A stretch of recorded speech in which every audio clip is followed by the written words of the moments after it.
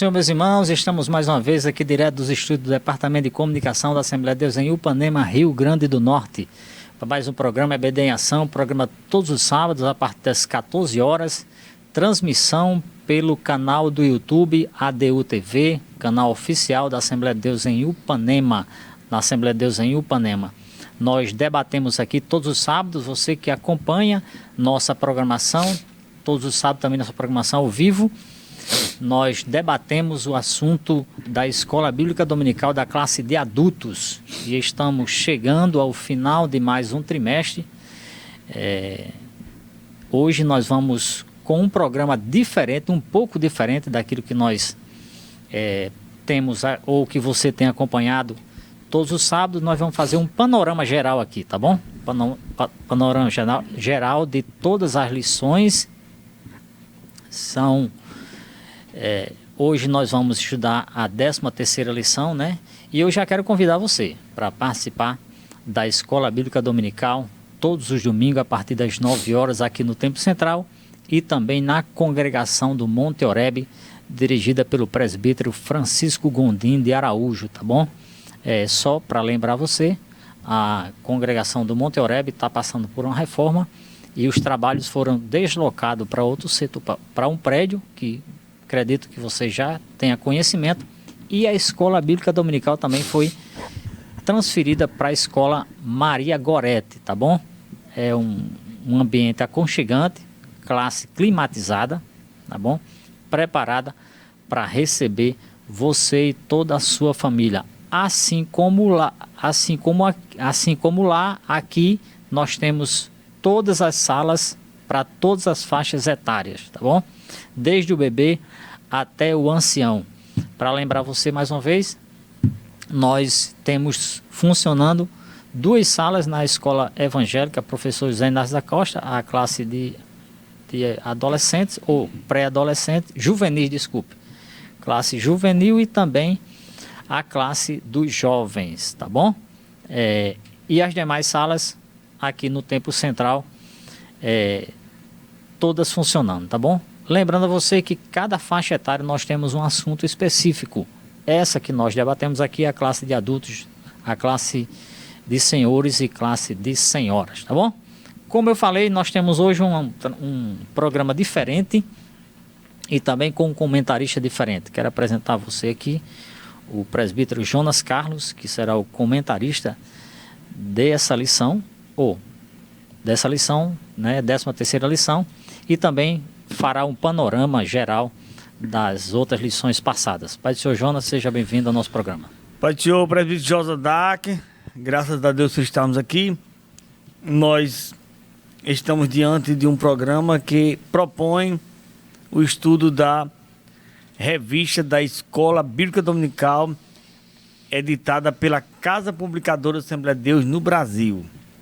Nossa base, conforme o nome diz, Escola Bíblica Dominical, a base é a Bíblia. É uma escola porque é organizada em professores e alunos, e é bíblica porque estudamos a Bíblia Sagrada. É a nossa razão, nossa base de fé, e é dominical porque é os domingos. Esse programa aqui é os sábados para dar uma visão panorâmica da lição seguinte, e hoje teremos uma visão panorâmica do trimestre. Vamos fazer um rápido resumo aqui para nós lembrarmos a vocês o que é que os adultos estudaram. Lembrando que Josadak disse que esse tema é dos adultos, mas todas as faixas etárias. Nossa equipe pedagógica prepara material para todas as faixas etárias. Então vamos começar daqui a pouco essa apresentação dessas lições que foram trabalhadas durante esse trimestre. Muito bem, muito obrigado. Deixa que eu apresentar você. Eu quero só lembrar aos irmãos que nos acompanham todos os sábados. Hoje houve uma necessidade da gente gravar o programa, então não será possível o chat ao vivo, tá bom? Nós queremos pedir as nossas desculpas aos nossos internautas, telespectadores, aqueles que nos acompanham também pela web rádio, tá bom? Hoje não será possível a transmissão também pela web rádio, apenas pelo YouTube. Então aqui nossas desculpas a vocês, tá bom? De não ser possível o chat ao vivo, tá bom? Mas você pode deixar o seu recadinho lá, que a gente depois analisa e comenta também, tá bom assim? Muito obrigado. Deixa eu apresentar aqui a nossa lição antes de começar com Jonas. nessa câmera aqui, ó, olha aqui, ó, irmãos que nos acompanham, tá certo, ok? Ó, nós estudamos, hoje é a última lição, repito, nós estudamos nesse trimestre, nesses 3 meses, é por isso que a gente chama trimestre, com o assunto A Igreja em Jerusalém, com o subtema Doutrina, Comunhão e Fé, a base para o crescimento da igreja em meio às perseguições. Foi um trimestre muito recheado, né, muito edificante para aqueles que acompanhou ou nos acompanham aqui, aqueles que também participam da Escola Bíblica Dominical, tá certo? Nós vamos estudar próximo trimestre sobre corpo, alma e espírito. Já está disponível as lições com a nossa irmã Joyce e o nosso irmão Wilton, né? Inclusive eles estiveram domingo passado aqui, domingo agora vão estar novamente e também vão estar na congregação lá ou no local onde funciona a Escola Bíblica Dominical, lá na congregação do bairro Pegas, tá bom? Lá na Maria Goretti. Eles vão estar lá também para disponibilizar para vocês as lições de todas as faixas etárias. Não deixe seu filho, não fique também sem a lição para acompanhar todos os domingos o assunto, estudar também em casa, que é muito importante, tá bom? Vamos aqui à última lição. Nós vamos estudar sobre a Assembleia de Jerusalém. Eu sei que Jonas vai fazer um panorama geral, mas deixa aqui eu começar com a nossa lição de agora, né? Ele vai voltar à primeira lição, vocês vão perceber sobre isso, né? O texto áureo diz assim, nessa lição que nós vamos estudar nesse domingo, diz assim: na verdade, pareceu bem ao Espírito Santo e a nós não vos impor mais encargo algum, senão estas coisas necessárias. Está lá em Atos capítulo 15, versículo 28. A verdade prática diz assim: em sua essência a igreja é tanto um organismo quanto uma organização e, como tal, precisa seguir princípios e regras para funcionar plenamente. Tá bom assim? A leitura bíblica em classe desse domingo encontra-se em Atos capítulo 15, versículo 22 ao versículo 33. Eu vou ler aqui bem rápido, porque Jonas terá um tempo um tempo amplo para ele. Eu vou ler aqui a lição ou a leitura bíblica em classe desse domingo, tá bom? Se você tiver a lição em casa, você nos acompanha. Se não tiver, você acompanhe pela sua Bíblia. E se não tiver também, não se preocupe, no rodapé da sua TV aí, aonde você está assistindo ou no celular, vai passar os versículos da leitura bíblica em classe, tá bom? Repetindo, Atos capítulo 15, versículo 22 ao versículo 23. Olha, o versículo 22 diz assim: Então pareceu bem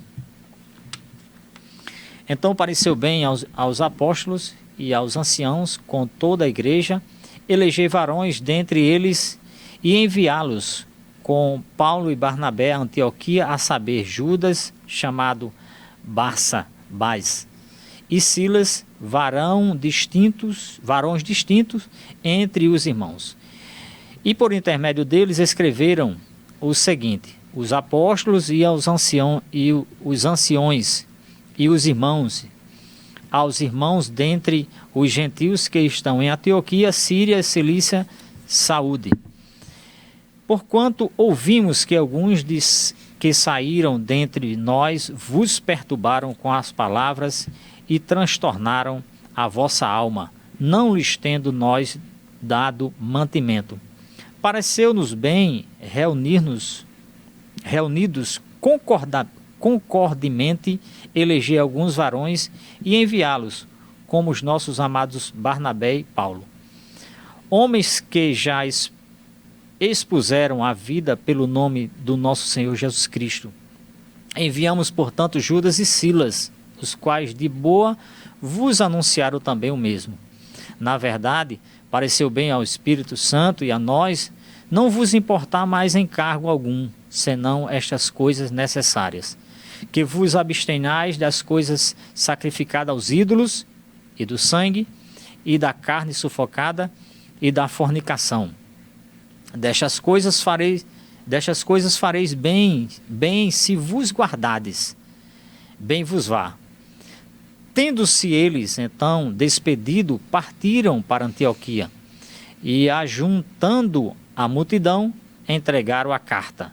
E quando a leram, alegraram-se pela exortação.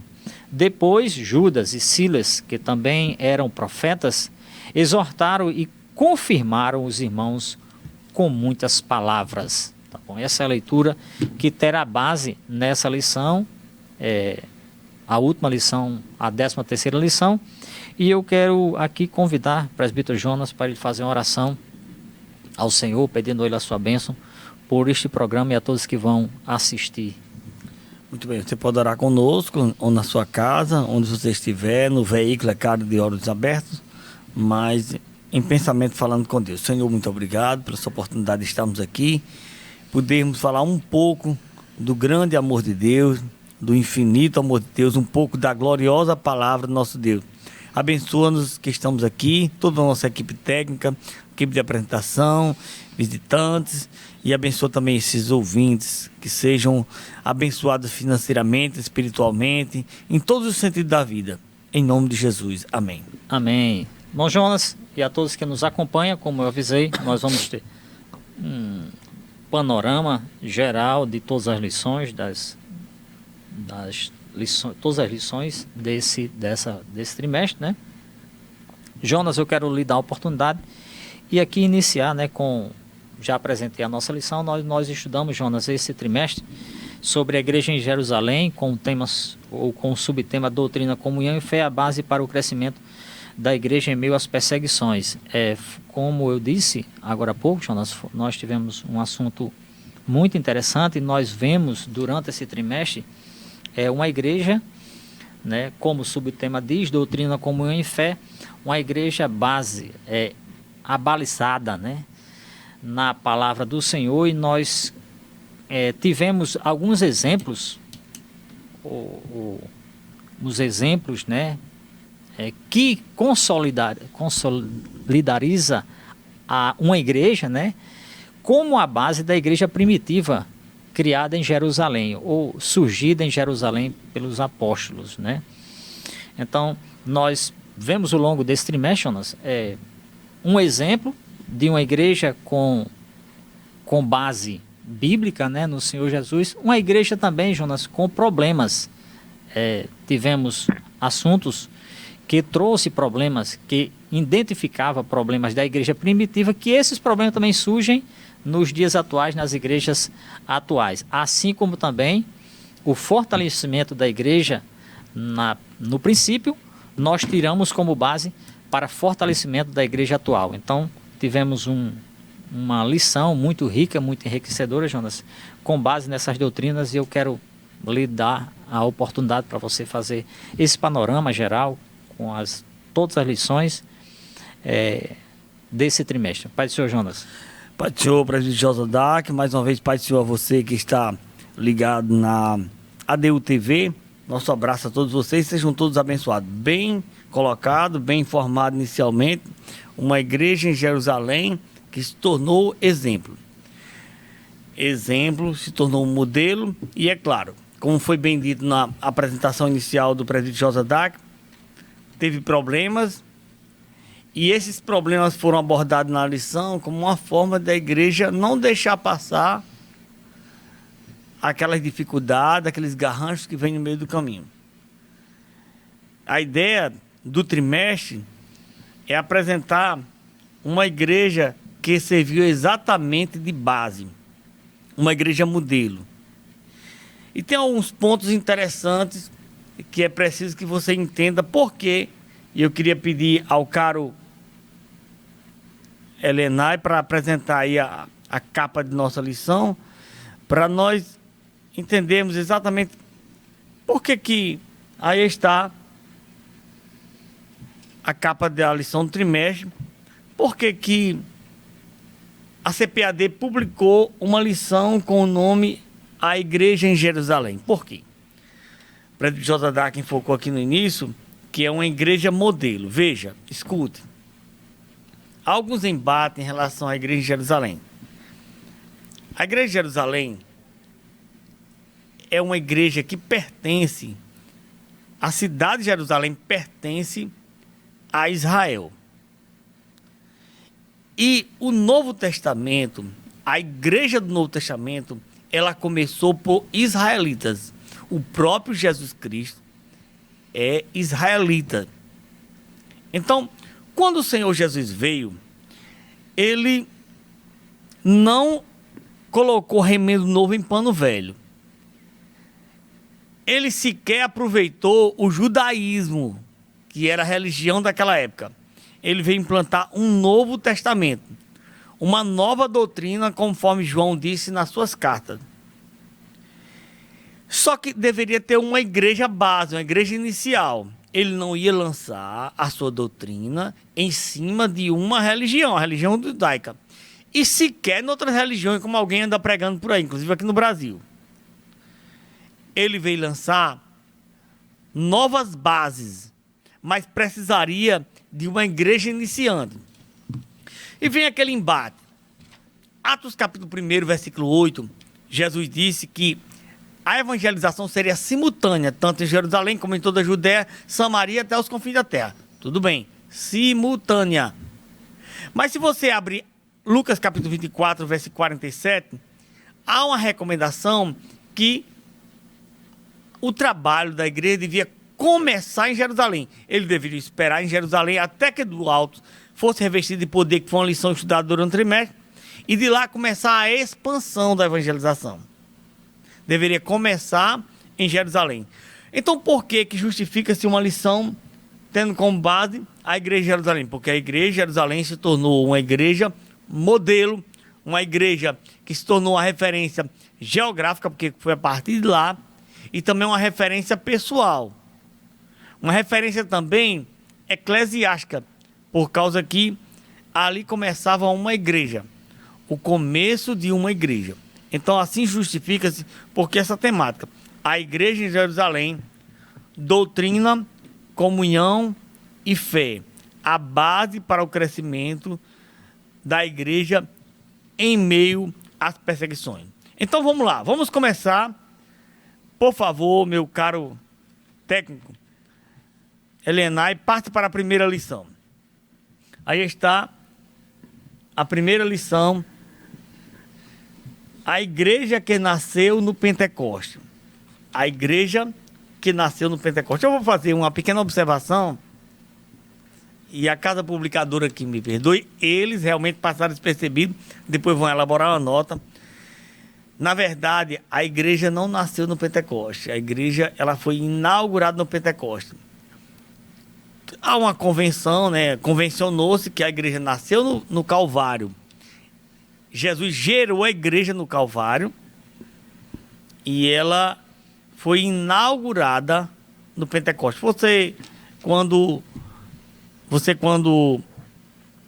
está diante de uma construção, você sabe que uma vez a construção, o edifício é feito, ele é erigido, e outra vez, em outro momento, ele é inaugurado. Então, a igreja em Jerusalém nasceu no Pentecoste, e ela foi inaugurada.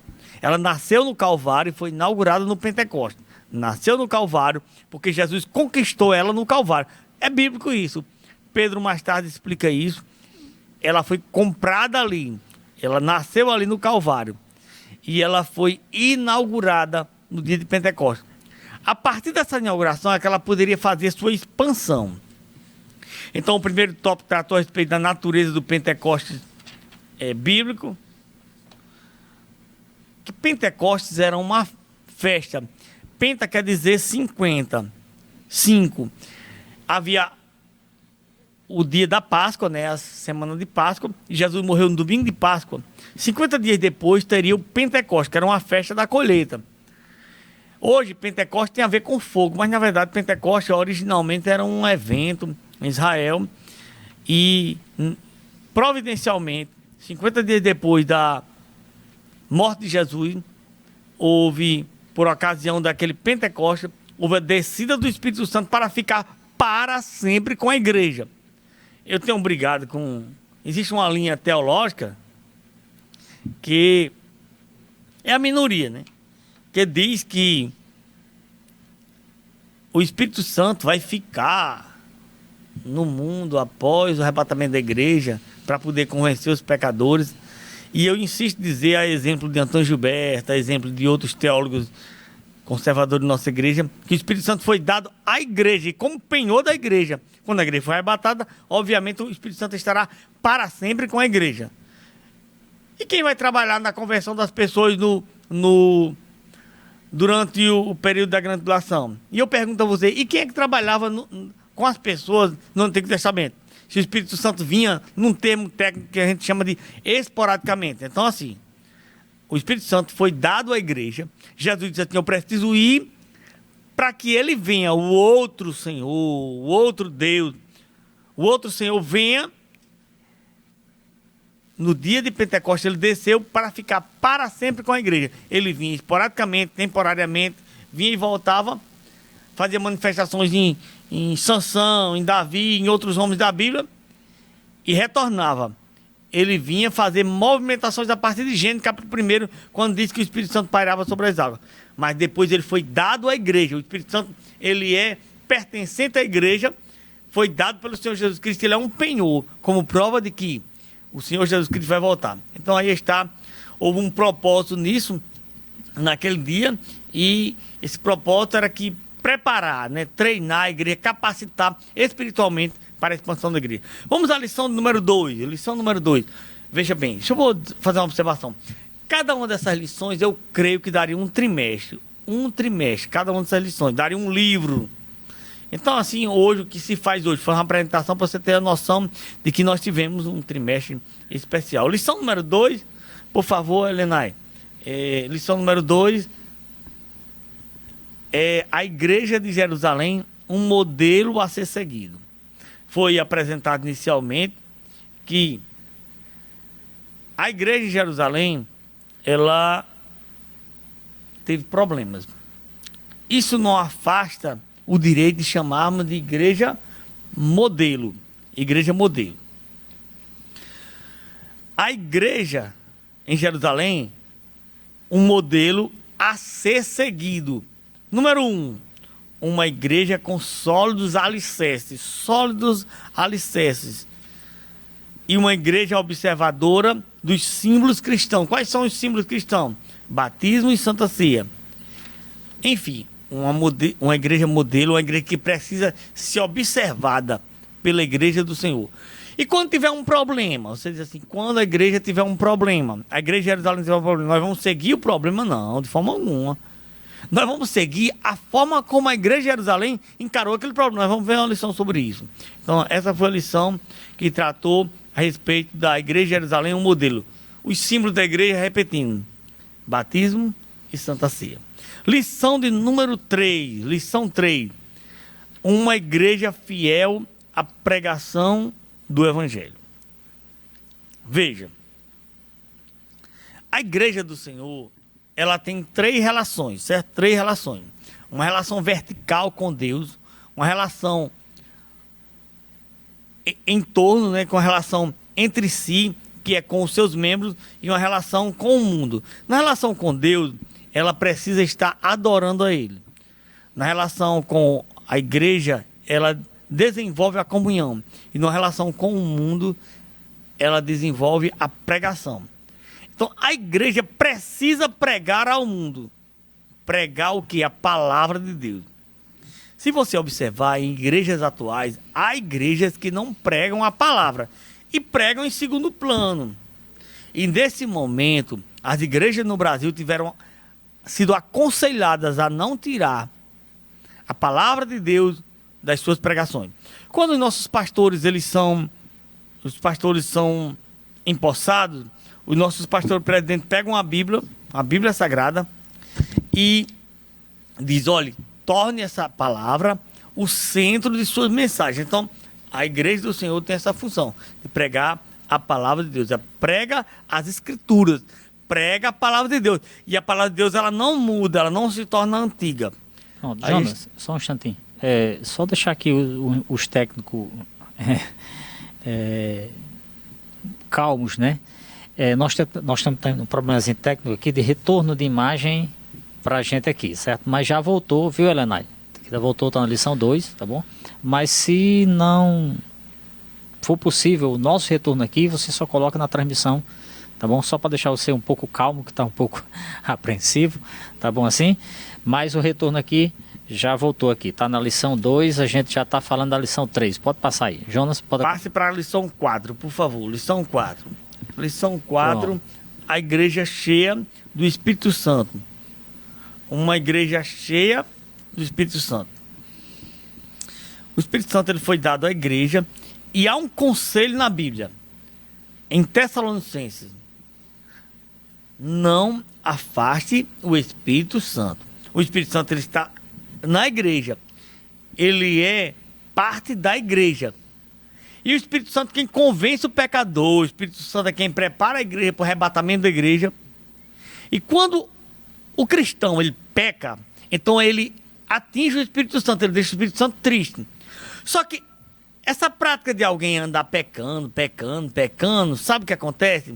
Pode afastar, pode expulsar. A Bíblia usa uma expressão extinguir. Então a Bíblia diz assim na carta aos Tessalonicenses: não extinguais o Espírito Santo, não extingais o Espírito Santo. Veja, uma igreja cheia do Espírito Santo, não basta apenas ter o Espírito Santo ali, retraído, recantado. O Espírito Santo precisa estar em evidência.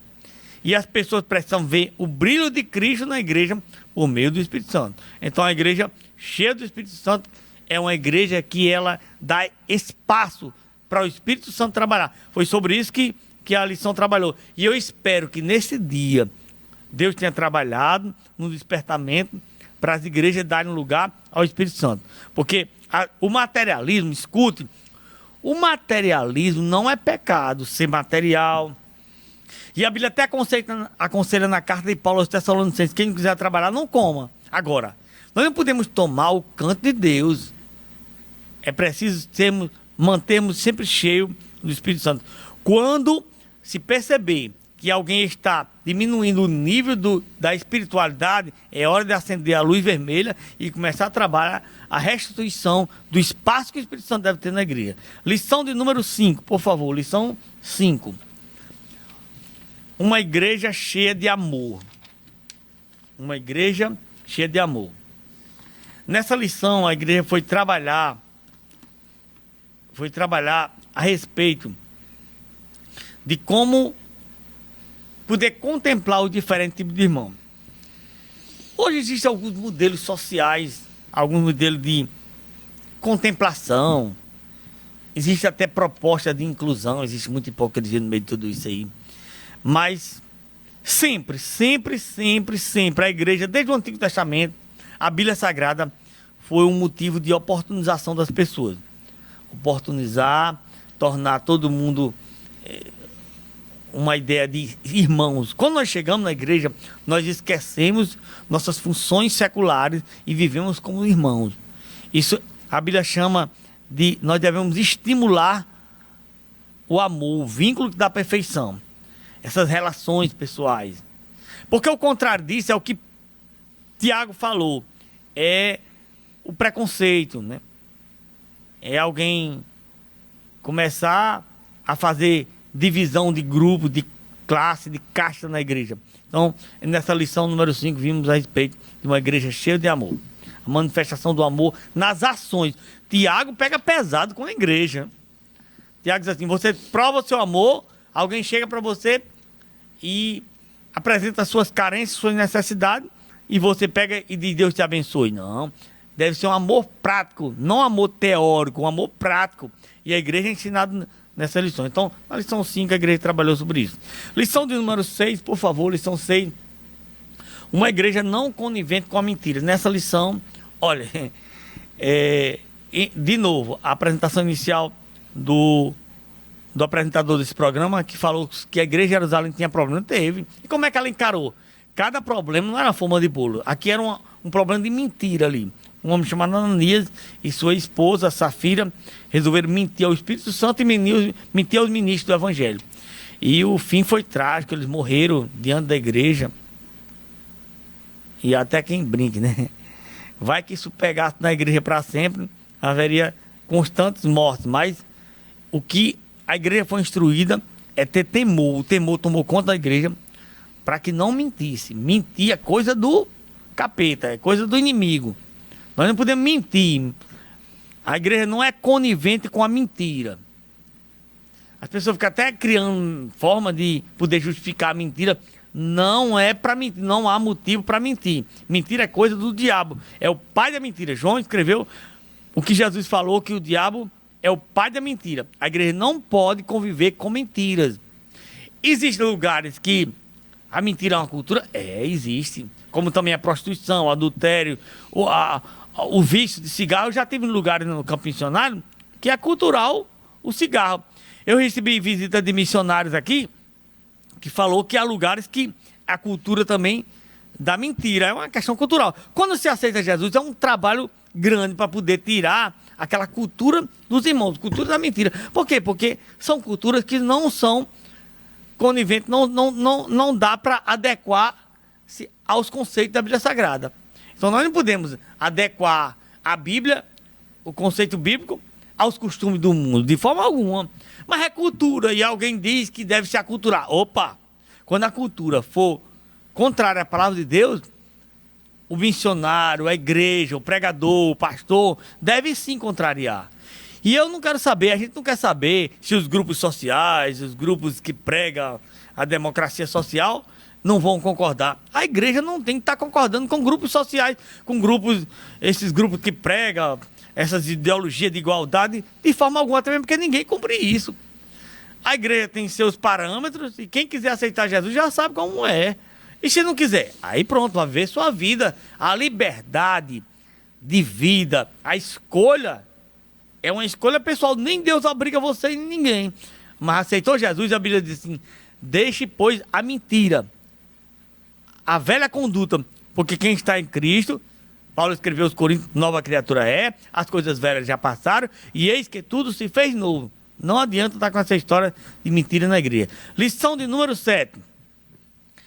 Lição número 7, uma igreja que não teme a perseguição.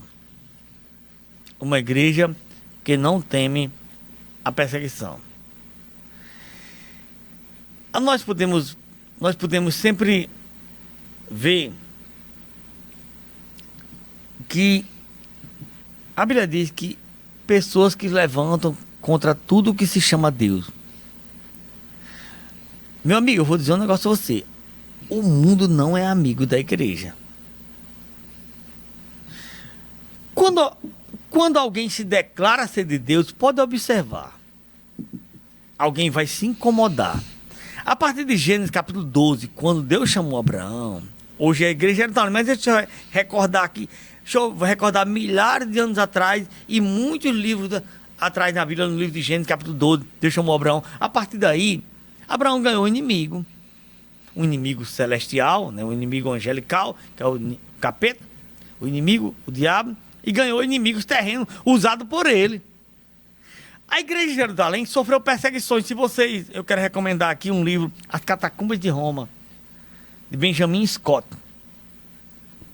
A igreja de Jerusalém, no capítulo 16 do livro de João, Jesus diz assim: olhe, o que fizeram comigo, vão fazer com vocês. Jesus disse assim: haverá momentos que alguém que matar vocês, cuidará, está fazendo um serviço a Deus. Então a igreja começou a sofrer perseguições. A ponto de a igreja ter de sair de Jerusalém. Ela se escondeu nas cavernas, nas catacumbas de Roma, porque ali havia uma cidade subterrânea que eles tiveram de morar lá dentro. Muitos cristãos morreram lá dentro. Então houve uma perseguição terrível à igreja do Senhor, mas a igreja não recuou. Existem regimes fechados que não permitem a evangelização. Eu já estive em países onde, teoricamente, ou pela legislação, se permite que as religiões se fundem, que as religiões existam, mas na prática não aceita outras denominações. Países muçulmanos que nós visitamos, que 5% são pessoas de outras religiões, 95% são muçulmanos, e eles perseguem os cristãos. No caso da igreja de Jerusalém, a perseguição veio por meio de Roma. Roma perseguiu o imperador romano. Teve imperador romano que queimou, promoveu um incêndio lá na cidade de Roma, e incendiou a cidade e foi culpar os cristãos. Todo mundo, a culpa era dos cristãos. Então, meu amigo, a igreja de Jerusalém foi perseguida. Então, a igreja modelo, como diz lá na capa, Então, quando a igreja for perseguida, a igreja deve recuar? Não. A igreja deve ceder aos conceitos mundanos? Não. Quando, no livro de Romanos, diz que nós devemos seguir as autoridades, respeitá-las e não temer a espada, no caso aqui a lei, ao direito penal, ao direito processual penal. Mas quando a legislação secular contrariar os princípios bíblicos, nós fazemos como Sadraque, Mesaque e Abednego. Nós não vamos aceitar aquilo que contraria os princípios bíblicos. E vamos sofrer perseguição. E daí? Nós dizemos o que Pedro diz. Aquele imperador, aquelas autoridades. Olha, analise vocês aí. Se é melhor obedecer a Deus ou aos homens. Uma igreja que não teme perseguição. Atenção, irmãos. Atenção, cristão. Não tema perseguição. O que tem de irmãos, o que tem de cristãos cedendo a conceitos mundanos para poder entrar na bolha de uma galera, de uma turma que é amordaçar a igreja. Pela graça de Deus, fiz 2 faculdades e algumas pós-graduações, e eu vou dizer com muita propriedade o que eu disse a um professor de filosofia da educação. Meu amigo, a ideia não é dar liberdade de conceito às pessoas. Quando a igreja prega o evangelho, aí alguém diz assim, não, vocês estão querendo contrariar os direitos das pessoas de escolherem. De jeito nenhum. Nós estamos pregando e as pessoas escolhem. Quem ouve minhas palavras, crê naquela que me enviou, é a pessoa que abre a porta, como diz o livro de Apocalipse. Agora, tem uma turma aí que não quer democracia de pregações. Quer sabe o quê? Amordaçar a igreja, colocar uma mordaça na boca da igreja para não deixar a igreja pregar. É verdade isso, mas a igreja não deve temer a perseguição. Lição de número 8, por favor. Uma igreja que enfrenta os seus problemas. Uma igreja que enfrenta os seus problemas. Essa é a lição de número 8. Nessa lição, nós vemos uma coisa interessante. Foi preciso... a igreja percebeu que estava trabalhando no lado espiritual e os gregos perceberam que as suas viúvas não estavam recebendo atenção social. Na época não existia aposentadoria e não existia mulher no mercado. Hoje, a mulher trabalhando, a mulher no mercado, a mulher ganhando dinheiro é uma modernidade. Na época não existia. O provedor total da casa era o Senhor, o pai da família. Imagina aquela viúva de Naim, o marido morreu, o filho único. Situação difícil, né? Ia morrer de fome. Então, quando a igreja de Jerusalém começou a crescer, existiam umas irmãs gregas, viúvas, que não estavam sendo contempladas pelos projetos sociais da igreja. Então elas foram reclamar aos apóstolos. Os apóstolos disseram o quê? Tudo bem, tem razão. A igreja não fechou os olhos para os problemas. O que é que vai fazer? De novo, a igreja teve problema? Teve, mas ela criou um mecanismo de como resolver. Vamos fazer o seguinte, vamos designar diáconos. Vai ser os instrumentos sociais, vai ser os nossos oficiais da área social, que vai poder contemplar, vai analisar as questões das necessidades e vai ver as condições que a igreja pode contemplar. A igreja não ia criar malandras, vagabundas. Não, porque Paulo escreve aos Tessalonicenses, o que eu já disse hoje, que Paulo diz assim, quem não quiser trabalhar, não coma. A igreja diz o seguinte, nós vamos dar uma assistência social auxiliar, para não deixar as pessoas padecerem. Então aí foi criado esses diáconos, 7 diáconos a princípio, que um deles morreu, um deles se desviou, 2 se tornaram evangelistas, né? E a igreja foi alterando. Hoje a igreja de Ipanema, por exemplo, tem dezenas de diáconos, graças a Deus. A igreja de Jerusalém começou com 7. Não é que as igrejas têm de ser 7. Se a igreja for preciso, tem 70. Tem igreja tão pequena que vai ter um diácono. Tem igreja que ainda não tem diácono. Então, a igreja enfrentando seus problemas sociais. Lição de número 9. Uma igreja que se arrisca. Nessa lição foi trabalhada a respeito de Estevão. Você está vendo aí uma igreja que se arrisca. Estevão resolveu colocar sua cabeça a degola, colocar seu corpo para ser apedrejado. É um risco? É. Inicialmente, os crentes foram chamados de protestantes. Mais tarde foram chamados de crentes, alguém foi maneirando, hoje estão chamando de evangélico. Estou vendo a hora alguém criar um termo muito parecido com o mundo para nós e a igreja não querer se arriscar muito naquilo que contrarie os princípios mundanos, não queira ser muito protestante. Atenção, José Dac, apresentador, se lembrar algum detalhe aí, alguma pergunta, pode entrar, nós vamos fazer um resumo bem sucinto, né? Mas se for preciso, a gente pode fazer uma pequena observação. Aqui é a igreja que se arrisca. Que risco é esse? O risco de morrer, o risco de perder amigos. Mas a Bíblia diz que o que se faz amigo do mundo se torna inimigo de Cristo. Você, meu irmão, que faz uma faculdade, você não vai temer se declarar um cristão, um crente, um servo de Deus, um protestante, com medo de perder a bolha.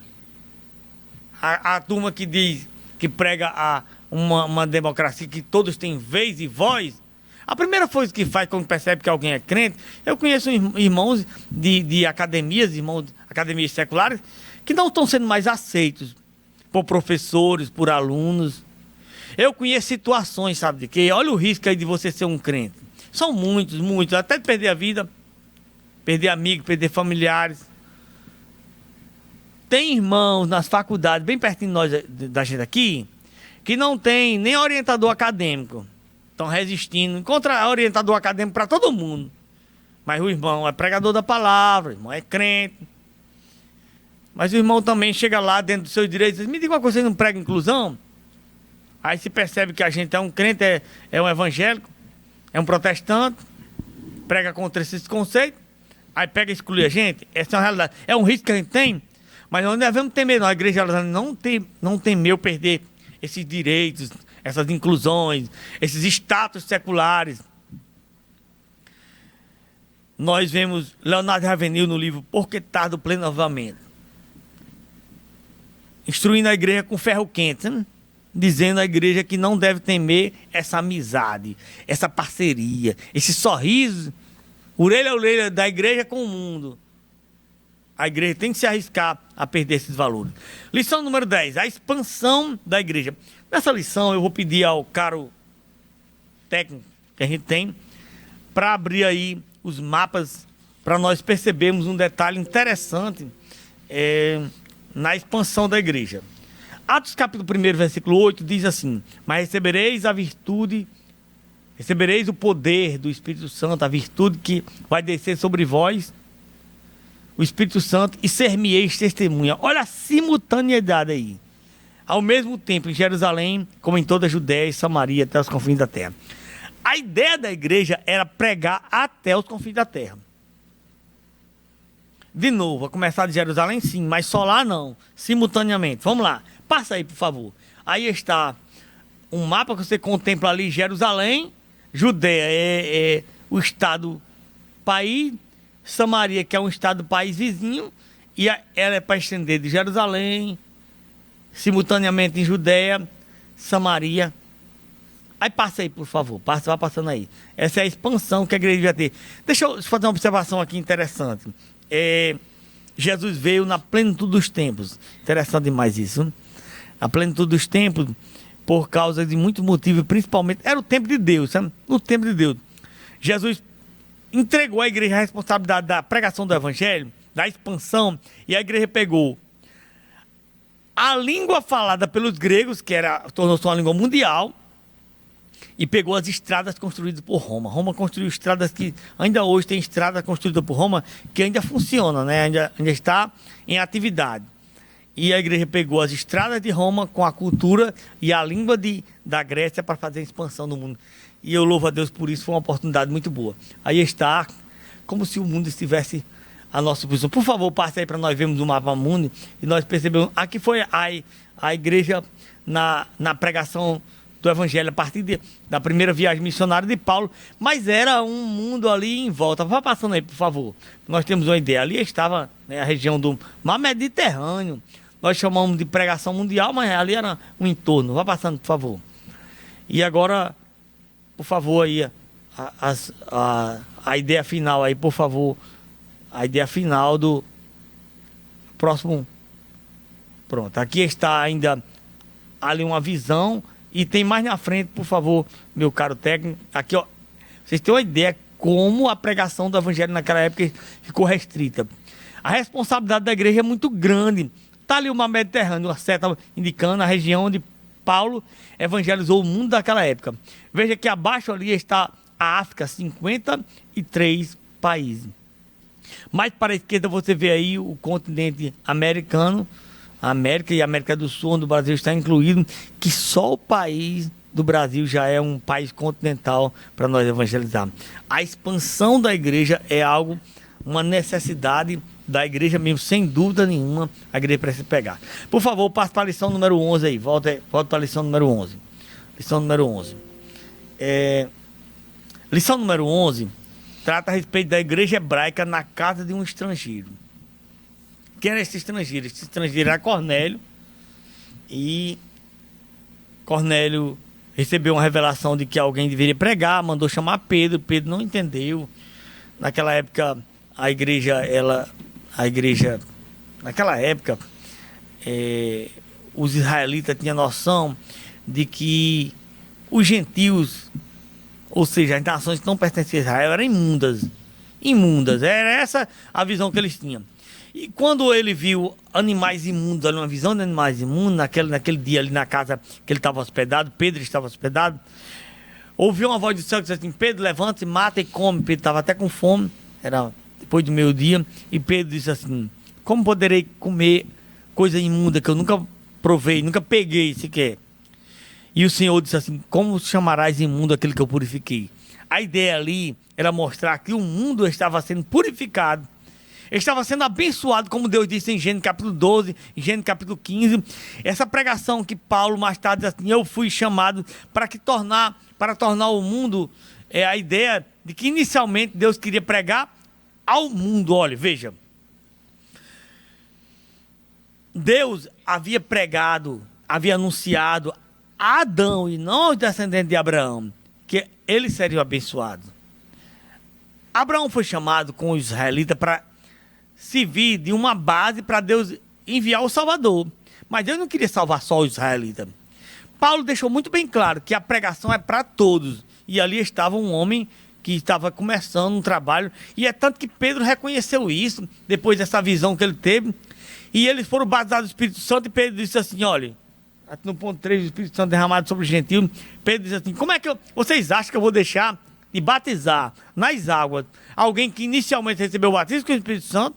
Então ali estava uma lógica para que a igreja entendesse que o evangelho estava se estendendo aos gentios, uma casa que estava servindo de base para uma nova igreja. E um capitão, um general ali estava abrindo suas portas para a evangelização. Lição número 12, o caráter missionário da igreja. Eu acho interessante uma coisa, a didática dessa lição: uma igreja com consciência missionária, uma igreja com visão transcultural, uma igreja que forma discípulo. Aí eu resumi 3 palavrinhas. Primeiro tópico, consciência. Segundo, visão. Terceiro, formação. Olha, a igreja trabalha a consciência dos seus membros, trabalha a visão dos seus membros. O que é consciência? É aquela mentalidade que tem de pregar o evangelho. Quem tem de pregar? A ideia da grande comissão é que todos devem pregar. Aquele irmão, me desculpe o termo como linguista que eu vou dizer, aquele irmão que fala pro modo, pro via, pro dono, tem o direito e o dever de pregar. O irmão que é doutor, que é da pinta, que é da faculdade, que é da academia, que fala um português formal, deve também pregar? Deve também pregar. Mas a igreja não deve limitar a pregação do evangelho às pessoas bem formadas, secularmente bem formadas nos cursos teológicos, de forma alguma. Quem deve pregar? Todos. E essa é a consciência da igreja. Todos devem pregar. Mas não sei falar bem. Prega a palavra. diga alguma coisa, diga que Jesus é bom.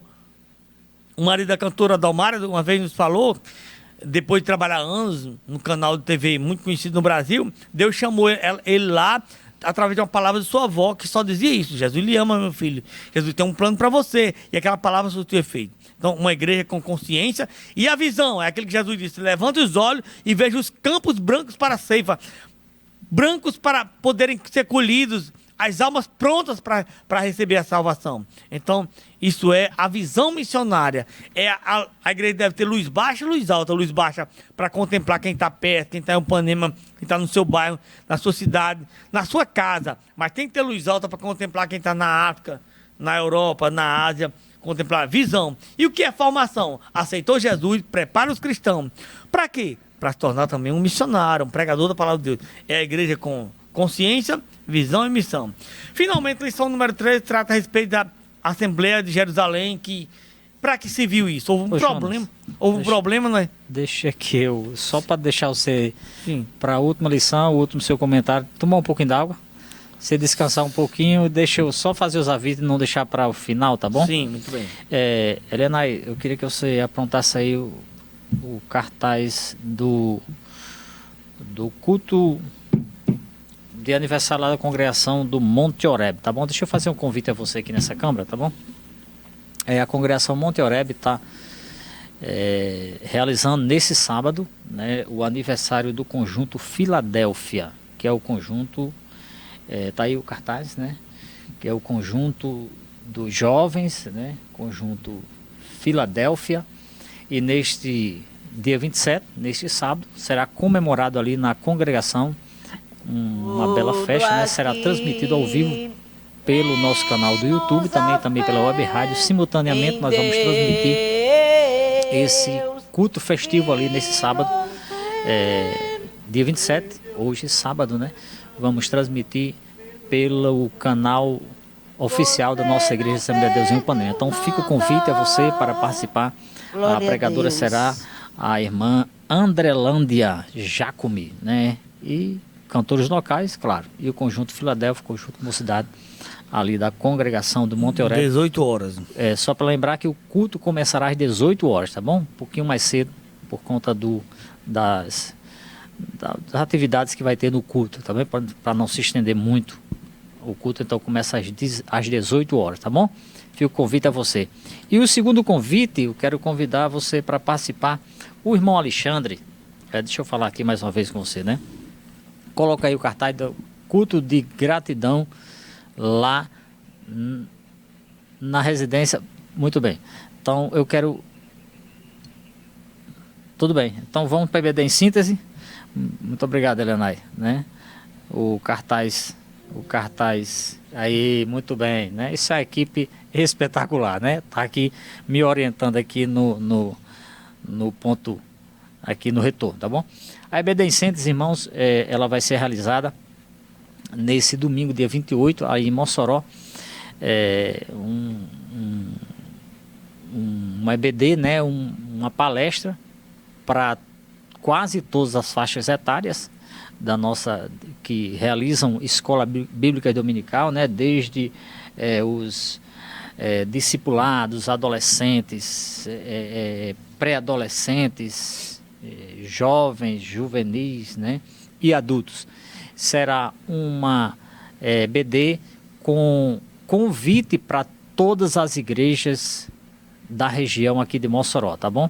Essa BD em si também é realizada em Natal, né? Assim como é realizada no domingo, no sábado será realizada em Natal e no domingo será realizada ali em Mossoró com os mesmos pregadores, tá bom? Mesmo palestrante. Então, com a novidade, eu vou falar aqui, na classe de discipulado será o professor Douglas Nilson. É bem estranho esse nome, na classe do discipulado, Douglas Nilson Moraes. Na classe dos pré-adolescentes será a professora Miriam Santana. E na classe dos adolescentes, eu quero chamar a atenção aqui, você adolescente aqui da cidade de Ipanema. Na classe dos adolescentes terá como palestrante um conterrâneo nosso aqui da cidade de Ipanema, o professor Gildeon Mendonça, conterrâneo nosso, mas está residindo ali em Natal. Será o palestrante da classe de adolescentes. A classe juvenil será o professor Gilson Willi, né? E na classe dos jovens, o pastor André Fonseca. E na classe de adulto, que é assunto, a lição que nós comentamos aqui todo sábado, será o pastor Silas Queiroz, que é o comentarista do trimestre, tá bom? Então fica o convite a você para participar da EBD em Ação, um trabalho direcionado a quem ama e estuda a Bíblia Sagrada e também a Palavra do Senhor e também a lição da Escola Bíblica Dominical. Tá certo assim? O cartaz aí do irmão Alexandre tá pronto aí, Helenay? Ok? Tá pronto? Se não der para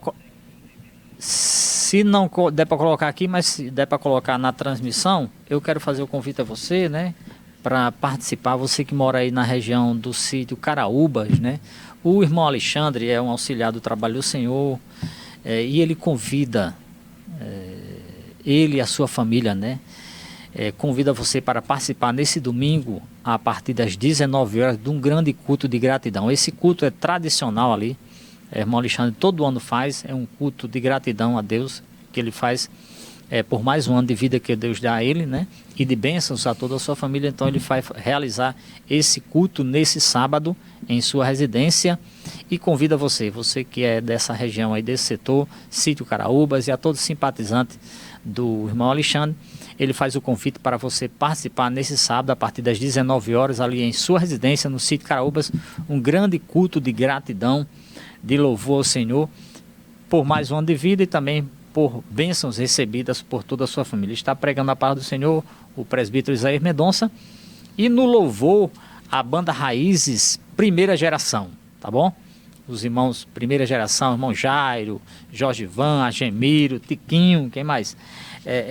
Rony, estarão ali louvando o nome do Senhor. Então fica o convite para você participar desse culto aí na residência do irmão Alexandre. Tá bom assim? Tá feito o convite. Vá lá, participe, prestigie em nome do Senhor Jesus. Pronto, Jonas? Vamos finalizar com a última lição. A 13ª lição traz a respeito do tema Assembleia em Jerusalém, que foi uma reunião oficial, né? Uma convenção que houve de apóstolos, de trabalhadores da obra, porque houve mais uma vez, mais um problema, né? Esse problema foi que levantou-se uns irmãos contrariando a pregação. Era uns pregando e outros despregando, né? Pregando a respeito dos antigos costumes da religião judaica, como a circuncisão. Queria que os irmãos pudessem seguir aquilo. E estava contrariando, né, os irmãos, e foi um problemão. E os apóstolos se sentiram incomodados, levaram a questão para Jerusalém para resolver esse problema. E aí os irmãos se reuniram e foram ouvir Paulo e seus colegas missionários, e eles trouxeram boas notícias da igreja, de como estava havendo a expansão da evangelização, como estava havendo milagres, curas, salvação, pessoas libertas do pecado, dos vícios, e estava trazendo bons resultados. Só que havia uma turma que saiu de Jerusalém, mas não foi enviado pelos apóstolos, que estava ali contrariando, né, a pregação dos irmãos, estava perseguindo, chateando, e foi preciso os apóstolos fazerem uma carta e colocar nas mãos dos apóstolos. Os apóstolos saíram com essas cartas, dizendo: olha, esse povo que está fazendo isso não foi enviado por nós. Os irmãos Paulo e seus colegas estão autorizados pela igreja oficialmente como pregadores da palavra. Nós temos alguns critérios que os irmãos gentios, que não são israelitas, algumas coisas que eles não vão seguir, por exemplo, comer carne sufocada, prostituição, adultério, essas coisas, é claro, né? Não vai seguir essas culturas. Mais uma vez, quando a cultura não for bíblica, contrariar os princípios bíblicos, não sigam. Mas de que para ser crente, para ser um cristão, tem de seguir as culturas israelitas de forma alguma. Esse princípio ela foi adotada pela Igreja do Senhor, que prega hoje, que envia missionário. Quando nós chegamos nos locais, nós não levamos a cultura dos locais, roupas.